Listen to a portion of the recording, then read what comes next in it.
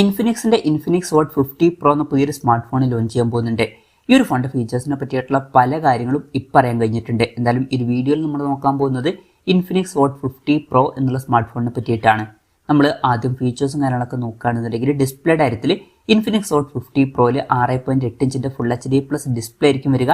AMOLED display ഒക്കെ ഇതിൽ വരുന്നതായിരിക്കും. അതുപോലെ തന്നെ പഞ്ചോൾ ഡിസൈൻ വരുന്നതായിരിക്കും. പഞ്ചോൾ വരിക ടോപ്പ് സെൻറ്റർ ഭാഗത്തായിട്ടായിരിക്കും. 120 ഹെർട്സിന്റെ റിഫ്രഷ് റേറ്റും കാര്യങ്ങളൊക്കെ ഇതിൽ സപ്പോർട്ട് ചെയ്യുന്നതായിരിക്കും. അപ്പം അത്യാവശ്യം നല്ല ഡിസ്പ്ലേ ഫീച്ചേഴ്സും കാര്യങ്ങളൊക്കെ തന്നെ ഇതിൽ വരുന്നതായിരിക്കും.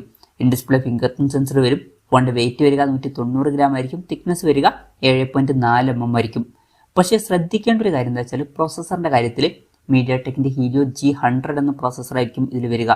ഇത് പുതിയൊരു പ്രോസസ്സറാണ്, പക്ഷേ 4G പ്രോസസ്സറാണ്. 5G support ഇതിലുണ്ടാവില്ല.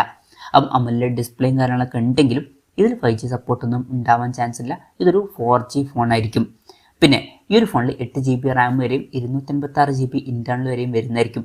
ഇത് കൂടാതെ റാം എക്സ്പാൻഷൻ എന്നുള്ള ഫീച്ചറും വരുന്നതായിരിക്കും. അതായത് എക്സ്ട്രാ റാം വേണ്ട സമയത്ത് ഇന്റേണൽ മെമ്മറിയിൽ നിന്ന് കുറച്ച് മെമ്മറി എടുത്തിട്ട് അത് റാം ആയിട്ട് യൂസ് ചെയ്യുന്നതായിരിക്കും. പിന്നെ ആൻഡ്രോയിഡ് 14 ബേസ് ആയിട്ടുള്ള XOS സോഫ്റ്റ്വെയർ ആയിരിക്കും ഈ ഫോണിൽ വരിക. ക്യാമറയുടെ കാര്യത്തിലോട്ട് വരികയാണെന്നുണ്ടെങ്കിൽ ഫോണിന്റെ പിന്നിൽ ട്രിപ്പിൾ ക്യാമറ സെറ്റപ്പ് വരുന്നതായിരിക്കും. 50 mega pixel main camera sensor ഈ ഫോണിൽ വരും.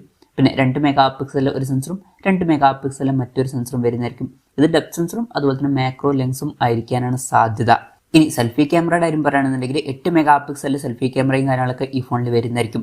ബാറ്ററിയുടെ കാര്യത്തിൽ 5000 mAh ബാറ്ററി വരും. 33 വാട്ടിന്റെ ഫാസ്റ്റ് ചാർജിംഗ് സപ്പോർട്ടും വരുന്നതായിരിക്കും. Type C ചാർജിംഗ് പോർട്ടും ഇതിൽ വരും. അപ്പോൾ തിരക്കേടില്ലാത്തൊരു ബാറ്ററി സെറ്റപ്പും ഇതിൽ വന്നേക്കാം.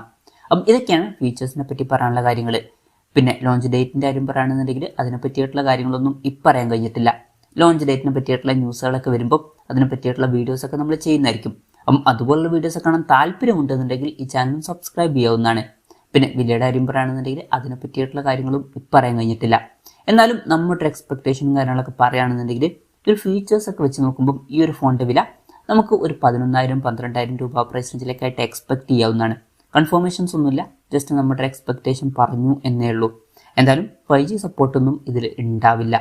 എന്തായാലും ഇൻഫിനിക്സിന്റെ ഇൻഫിനിക്സ് വാട്ട് 50 പ്രോ എന്ന പുതിയൊരു സ്മാർട്ട് ഫോൺ ലോഞ്ച് ചെയ്യാൻ പോകുന്നുണ്ട്. മിക്കവാറും ഇന്ത്യൻ മാർക്കറ്റിലും ഈ ഒരു സ്മാർട്ട് ഫോൺ ലോഞ്ച് ചെയ്യുന്നതായിരിക്കും.